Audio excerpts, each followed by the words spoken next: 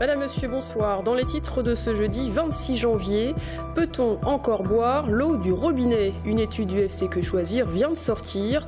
Pas d'inquiétude en Indre-et-Loire, malgré quelques traces de pollution dans certaines communes rurales. La délinquance en Touraine, quel bilan pour 2016? Une année marquée par une forte augmentation des violences sexuelles et des petits délits. Et puis à la fin de ce journal, visite en avant-première des tout nouveaux locaux de SOS Médecins, une structure inédite qui ouvre 24 heures sur 24 et qui regroupe désormais un véritable pôle médical pluridisciplinaire. L'eau du robinet est-elle bonne pour notre santé? L'UFC Que Choisir a rendu public aujourd'hui son enquête et en ce qui concerne l'Indre-et-Loire, c'est globalement bon. Elle est potable. Seuls 6% des Tourangeaux utilisent et boivent une eau polluée. En cause, les pollutions agricoles ou industrielles. Chacun est donc encouragé à consulter la carte interactive mise en ligne pour vérifier la qualité de l'eau dans sa commune. État des lieux avec Sephora Namani. Cette eau si transparente est-elle de bonne qualité? Pour 94% des habitants d'Indre-et-Loire, la réponse est oui. La majorité des villes est verte, tout va bien. Malgré tout, 6% des habitants du 37 reçoivent une eau polluée, comme Saint-Cyr-sur-Loire à cause des chlorites ou encore Sonzay à cause du plomb. Les principaux facteurs de pollution restent néanmoins les pesticides qui touchent 5% des réseaux du département dans les zones rurales. 13 communes sont principalement touchées, parmi lesquelles Fondettes, Pernay et Saurigny. Le fluor d'origine naturelle ou agricole est la deuxième cause de contamination en Touraine. On le retrouve sur 2% du réseau départemental desservant 6 communes, dont Assay et Montbazon. Enfin, dernier gros polluant, le chlorure de vinyle, provoqué à cause de la dégradation de certaines canalisations en PVC posées avant 1980. Sa présence est relevée principalement au sud de Tours et dans le réseau d'Amboise. Des informations accessibles grâce à la nouvelle carte interactive du FC Que Choisir. En mettant le code postal de votre commune, vous avez accès aux analyses d'eau de votre commune, le bilan sur votre commune pendant 2 ans et demi. Ça vous permet d'avoir la photo, en fin de compte, de l'analyse de l'eau que vous êtes censé boire dans votre commune. En France, un consommateur sur 2 préfère l'eau en bouteille à l'eau du robinet, pourtant 65 fois moins chère. Alors l'eau distribuée est-elle meilleure? La plupart des stations, des forages en Indre-et-Loire puisent leur eau dans le Cénomanien. Bon. Eh bien, le Cénomanien, c'est une nappe profonde qui est protégée. Et puis, vous trouvez dans le marché local, mise en bouteille, des eaux de source qui sont puisées, elles aussi, dans le Cénomanien. C'est la même origine de l'eau. Aussi, pour distribuer l'eau en bouteille, c'est plus de 1500 tonnes d'emballage produits chaque année. Justice maintenant avec cette affaire jugée cette semaine devant la cour d'assises d'Indre-et-Loire. Celle du petit Mathis, 11 mois, mort vraisemblablement sous les coups de son beau-père. Les faits remontent à avril 2014 à Château-Lavalière. La mère de l'enfant et son compagnon de l'époque comparaissent aujourd'hui et demain devant les juges et jurés pour répondre de leurs gestes. Sébastien Branger. C'est le procès de la misère humaine et sociale et de l'immaturité. Dans le banc des accusés, la mère du petit Mathis est poursuivie pour violence volontaire, mais elle est aussi partie civile. Juste derrière elle se tient le beau-père de Mathis, poursuivi pour coups et blessures volontaires, ayant entraîné la mort sans intention de la donner. À l'époque des faits, Madison a 19 ans et a refait sa vie avec Benjamin, après la rupture avec le père biologique du petit Mathis. Ce dernier, entendu par la cour d'assises aujourd'hui, est désigné par l'avocat général comme complice de cette spirale d'abandon, de violence sur fond d'addiction à des produits stupéfiants. Un contexte socialement lourd dont la première victime a été le bébé de 11 mois. C'est un peu le dossier de la misère sociale, de la misère affective, de la misère culturelle. Les parties au procès, que ce soit du côté de la défense ou du côté de la partie civile, sont des gens qui étaient quelque part un petit peu marginalisés, qui tout le moins avaient des problèmes psychologiques importants. Pour la défense, le procès se jouera sur l'expertise médicale qui conclut à un acte délibéré et violent sur le petit Mathis. Conclusion qu'elle conteste. Alors vous avez d'un côté la version de mon client qui estime qu'il n'est pas l'auteur et qu'on serait en présence d'un accident. Et les médecins légistes contestent formellement cette version en disant que la chute n'est pas compatible avec les constatations. Et toute la discussion du dossier porte sur ces discussions avec le médecin légiste et mon client.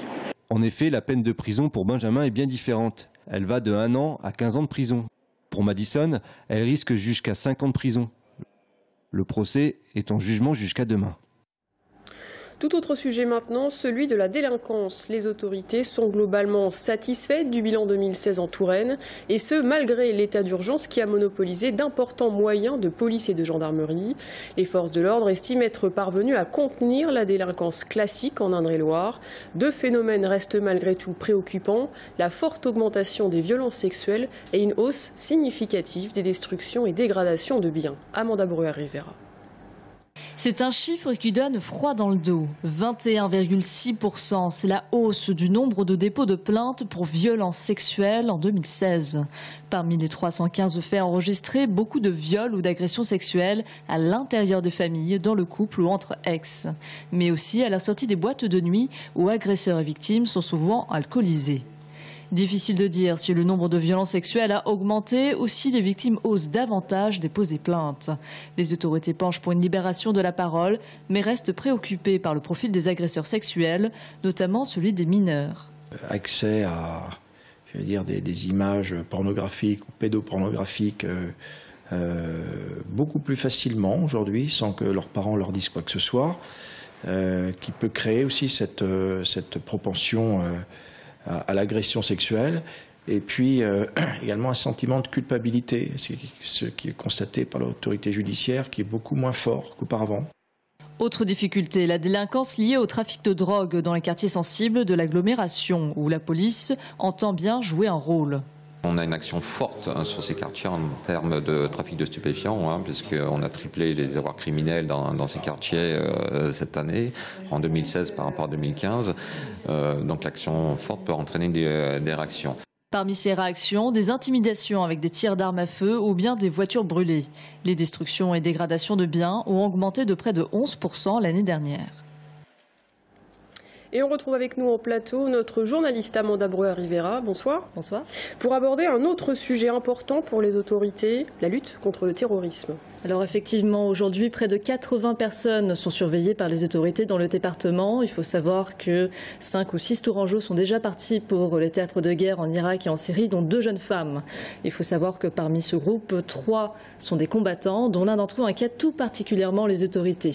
Pourtant, cette problématique des retours est au cœur des enjeux pour ces prochains mois, car environ 700 Français sont actuellement sur ces théâtres de guerre et leur retour préoccupe au plus haut point les autorités. Et puis un mot peut-être aussi sur un autre sujet qui n'a rien à voir, la sécurité routière. En 2016, on était plutôt mal parti en début d'année. Et puis finalement, l'année s'est terminée avec un record à la baisse, si je crois bien. Alors effectivement, cependant, les autorités ne veulent pas fanfaronner là-dessus. Il faut quand même rappeler qu'il y a eu 34 morts. C'est un bilan que nous devons déplorer.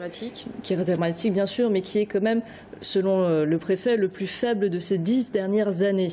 Alors aujourd'hui, les autorités veulent maintenir la pression sur les automobilistes pour toujours les empêcher de se tuer sur la route. Ils veulent aussi lancer de nouvelles axes de prévention, notamment en ville, essayer de faire mieux partager la route, notamment respecter les piétons, les vélos, les scooters, essayer de limiter l'usage de l'alcool et des stupéfiants lorsqu'on conduit, surtout du téléphone portable, mais surtout en dehors des agglomérations. Ils veulent surtout sensibiliser les seniors pour qu'ils fassent attention sur la route, car l'année dernière, ils ont payé un très lourd tribut. Encore beaucoup de travail. Merci beaucoup Amanda pour toutes ces informations.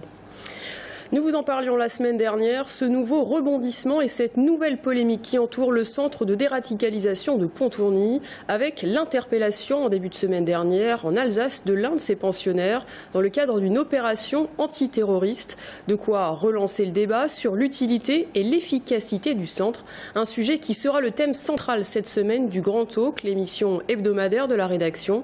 En plateau, association de riverains, élus et politiques, extraits. Depuis la connaissance de ces personnes qui n'avaient rien à faire dans ce site, c'est surtout la peur qui prend le dessus. On a réussi à en trouver 2 en France. Ça n'existe pas une personne volontaire pour éviter un jour de se trouver dans une situation de radicalisation. Ça n'existe pas. C'est comme si vous alliez voir quelqu'un pour qu'il soit volontaire pour suivre une cure de désintoxication avant d'être alcoolique. Je pense vraiment que cette doctrine qui a été portée par quelques personnes n'existe pas. D'un côté, il y a ceux qui disent « mais attendez, c'est prématuré, ça fait 4 mois que ce centre a ouvert, c'est expérimental, c'est une première en France, laissons-nous le temps ». De l'autre côté, en effet, il y a a priori la majorité des élus de la délégation chinonaise qui était montée à Paris et qui dit aujourd'hui « voilà, c'est le couac de trop, fermons-le ». En bref, mauvaise surprise pour les habitants des 16 communes du Castel-Renaudet. Ils vont devoir payer pour éponger la dette laissée par le syndicat de transport scolaire, soit une ardoise de 360 000 €. En cause, l'augmentation des charges de fonctionnement et surtout une mauvaise gestion. Après plusieurs alertes et malgré l'intervention de la Chambre régionale des comptes, le syndicat a dû être dissous. Résultat, c'est la communauté de communes en charge désormais des transports qui doit combler le trou, ce qui représentera une facture de 20 € par habitant. Dans le reste de l'actualité, je vous le disais en titre, SOS Médecins déménage. Fini la rue Victor Hugo au CHU Bretonneau. Désormais, ils sont en plein centre-ville, plus grand, mieux adapté et surtout mieux équipé, avec notamment un cabinet de radiologie et un laboratoire d'analyse. L'antenne Tourangelle est ainsi la première en France à devenir un véritable pôle médical pluridisciplinaire. La structure, financée à hauteur d'1,6 million par SOS Médecins, pourrait à terme désengorger les urgences des hôpitaux et cliniques de l'agglomération. Visite guidée avec Aurélie Renaud. Désormais, le cabinet d'SOS Médecins est à 2 pas de la place Jean Jaurès, dans l'allée Béranger, entre le boulevard et la rue de Dolves. Le nombre de médecins reste le même, ils sont 9, mais l'équipe s'étoffe avec 3 infirmières. SOS Médecins garde le même fonctionnement, des consultations 24 heures sur 24, même le week-end. SOS Médecins, on l'appelle quand on a ce qu'on appelle une urgence ressentie, c'est-à-dire que la maman avec son bébé qui a de la fièvre, pas de rendez-vous avant 2-3 jours, le médecin, voire souvent, leur dit appelez SOS Médecins. Et puis donc la nouvelle structure qu'on ouvre à côté de ces consultations sur rendez-vous où les gens sont sûrs de ne pas attendre ou attendre un minimum de temps, on a donc développé maintenant cette structure de soins inopinés. Par exemple, le médecin généraliste qui voit une douleur abdominale et qui se demande tiens, je sais pas trop, est-ce que c'est une appendicite, est-ce qu'il y a un autre souci, est-ce que je dois le faire hospitaliser, puis qu'on n'est pas sûr, il va pouvoir nous l'adresser. Sur 600 mètres carrés, les équipements sont désormais nombreux. Ils étaient inexistants rue Victor Hugo. Surveillance cardiaque, traitement par voie veineuse, SOS Médecins se positionne sur les cas urgents. C'est pas un service d'urgence adossé à un hôpital ou une clinique, mais c'est un service de soins de proximité dans Tours-Centre où on pourra offrir à nos patients un service de radio, de l'échographie et aussi de la biologie, 24 heures sur 24. Donc c'est tout à fait exceptionnel dans un service comme ça, Tours-Centre. En 2015, vous étiez 50 000 à avoir appelé SOS Médecins à Tours. Les praticiens ont soigné 38 000 personnes, 25 000 consultations et 13 000 visites à domicile. Il y a actuellement beaucoup de bruit sur les non-déplacements. SOS Médecins a assuré l'an dernier 1/3 des actes en visite à domicile. Ces visites à domicile concernent les personnes âgées, les maisons de retraite, les gens handicapés, les gens qui ne peuvent réellement pas se déplacer. Tout ce qui est médecine de confort ou petite pathologie qui peut se déplacer, on demande aux gens de se déplacer. C'est une question, je dirais, de solidarité avec tout le monde. Ne comptez pas sur SOS Médecins pour renouveler votre pilule ou votre ordonnance. Ils vous dirigeront immédiatement vers votre médecin traitant. Le Medipôle a déjà fait ses prévisions et compte accueillir dès l'an prochain 10 000 patients supplémentaires. La Touraine, nouvelle Eldorado du numérique. Principal vivier d'entreprises numériques, l'agglomération Tourangelle concentre 77% des emplois numériques dans le département. Dans un instant, nous parlerons de cette économie 2.0 en plein essor avec notre invité Julien Darguès, président de Palo Altour. A tout de suite.